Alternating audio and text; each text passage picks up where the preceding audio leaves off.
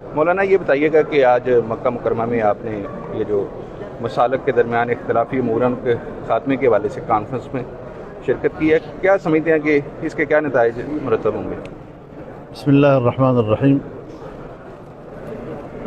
آج جو یہاں مکہ مکرمہ میں اجتماع منعقد ہوا ہے،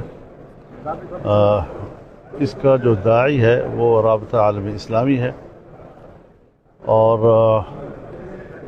ان کے اس اجتماع کا جو عنوان ہے وہ مختلف مکاتب فکر، مذاہب، مسالک کے درمیان پل کی تعمیر۔ تو رابطہ عالم اسلامی یقیناً اس وقت ایک پل کا کردار ادا کر رہا ہے، جس میں مختلف مکاتب فکر کے علماء مختلف اطراف سے اسلامی دنیا سے یہاں تشریف لائے۔ ایشیا کے علماء، افریقہ کے علماء اور مڈل ایسٹ کے علماء، ترکی کے، ہر طرف سے علماء یہاں تشریف لائے۔ عراق کے علماء تھے، اس میں ایران کے تھے۔ تو وہ ایک ابتدا کر رہے ہیں کہ مسلمانوں کے درمیان جو فرقہ بندی ہے، اور پھر فرقہ بندی کے ساتھ ایک تعصب ہے، ایک نفرتیں ہیں، شدت ہے، اس کو اعتدال پر لایا جائے۔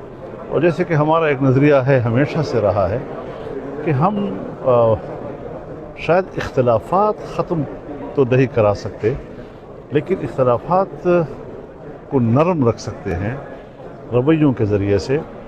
اور جمعیت علماء کا جو ہمیں آج جو ورثے میں ملا ہے وہ دو چیزیں ہیں۔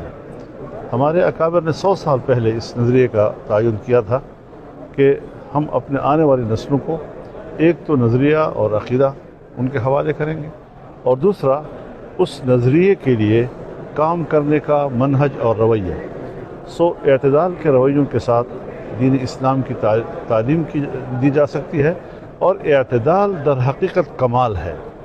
اگر اعتدال نہ ہو تو پھر یا افراط ہے یا تفریط ہے، اور یہ دونوں کمزوریاں ہیں اور خامیاں ہیں اور نقائص ہیں۔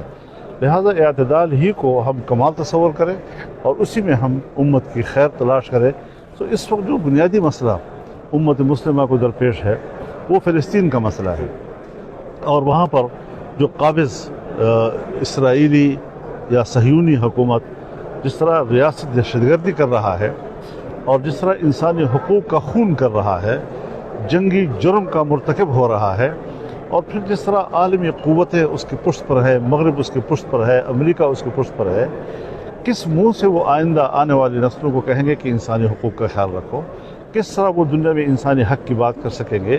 انہوں نے تو ساری دنیا کو اجازت دے دی ہے کہ جس قوم کے خلاف آپ چاہیں آپ ریاستی سطح پہ طاقت کا استعمال کریں، نہ اس کے بچے کو زندہ چھوڑیں، نہ اس کی ماؤں کو زندہ چھوڑیں، نہ بیواؤں کو زندہ چھوڑیں، نہ بوڑھوں کو، اور اس ہر طرح کی انسانیت کا قتل عام کرنا۔ تو ان حالات میں اس طرح کا اجتماع ضروری ہے کہ اس میں ہم ایک دوسرے کو اپنے افکار سے، اپنے خیالات سے آگاہ کریں، اور الحمدللہ ہمیں آج اس اجتماع میں جہاں پوری دنیا کے نمائندے موجود تھے، اپنے اس رائے کو اور فکر کو ان کے سامنے رکھنے کا موقع ملا ہے، اور انشاءاللہ آگے بڑھ کر اس کے فائدے امت مسلمہ کو ملیں گے۔ آپ نے بھی تقریر میں غزہ کا ذکر کیا، فلسطین کا ذکر بھی کیا، اور آپ نے کہا کہ یہ جو بالائے طاق رکھ کے آواز اٹھانی چاہیے۔ آپ سمجھتے ہیں کہ جو بڑے ممالک ہیں، اسلامی ممالک ہیں، سعودی عرب ہے، پاکستان ہے، ترکی ہے، ان سب کو بڑی توانا طریقے سے آواز اٹھانی چاہیے ایک پلیٹ فارم کی شکل میں، تاکہ یہ ظلم و بھروریت کا خاتمہ سکے؟ ہم نے تو یہاں تک تجویز دی ہے کہ اسلامی امت کی اسی حوالے سے ایک تنظیم ہونی چاہیے، اور اس تنظیم کی قیادت سعودی عرب کرے کہ مرکز اسلام کی نگرانی وہ کر رہے ہیں، مرکز اسلام کی خدمت وہ کر رہے ہیں۔ تو مکہ اور مدینہ دونوں مسلمانوں کے مراکز ہیں، اسلام کے مراکز ہیں، اور جن کی خدمت کی ذمہ داری جو ہے اس وقت خادم الحرمین الشریفین کے ذمہ ہے۔ تو یہ مقام ان کا ہے کہ وہ اسلامی دنیا کی قیادت کریں اس حوالے سے، اور اس کو منظم کریں۔ اسی نظم کے ساتھ اور اسی وحدت کے ساتھ ہم دشمن کا دفاع کر سکیں گے، مسلمانوں کا دفاع کر سکیں گے، ان سے ان کے بشری حقوق کا دفاع کر سکیں گے، ورنہ اسی طریقے سے دنیا ہمارے ساتھ کھیلے گی۔ کیا ہوا، کیا گزرے افغانستان کے اوپر، کیا گزری عراق کے اوپر، کیا گزری لیبیا کے اوپر، کیا گزری شام کے اوپر، اور اس وقت سعودی عرب اور یمن کے درمیان جو صورتحال ہے اس پر بھی اسلامی دنیا یقیناً پریشان ہے اور یہ حق ہے اس کا.